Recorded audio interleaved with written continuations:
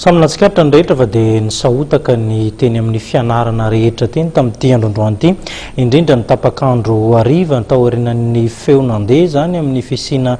fiara lehibe mitondra mpitandro ny filaminana sy mpiasan'ny fahasalamana anindrona na ihany koa zany hanome vaksiny miaro am-pesta an'ireo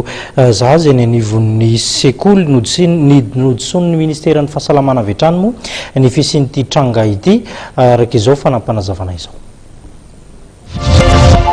Manoloana ny resaka mandeha fa misy ny andian'olona milaza fa mpitsabo sy mpitandro ny filaminana mitety sekoly ary manery ny anaovana vaksiny ny mpianatra dia nanambara ary nanamafy ny ministra ny fahasalamam-bahoaka fa tsy misy ny mpiasan'ny fahasalamana mandehandeha any.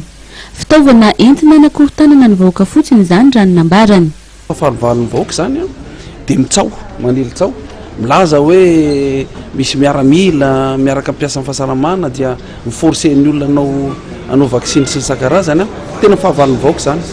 Mitindry zareo reo dia inona hitsahatra le ataonay loha sy virana contact amin'izao fotoana izao dia anarivony ny olona mihinana le chimioprofylaxie efa mamarina le fitsaboana lazaina atao 7000 any 7,000 any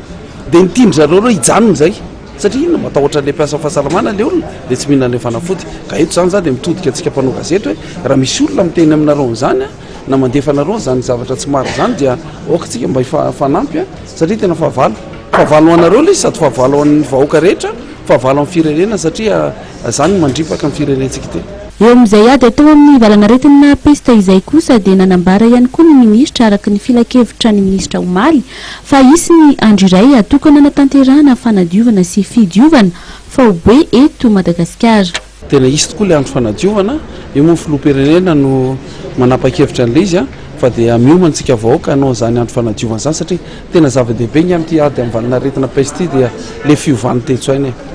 oka mba tena iovany toetsaintsika. Voafeta teraka ny pesta amin'izao raha nitatitra nataon'ny ministeran'ny fahasalamam-bahoaka miaraka tamin'ny OMS androany. Mila mitandrina hatrany nefa ny rehetra ary mitohy hatrany ihany koa ny fanaraha-maso ireo ny fanerasera tamin'ny olona voan'ny pesta. Tao anatin'ny 10 andro izay dia tsy nisy ny tranga-pahafatesana pesta teto Madagasikara.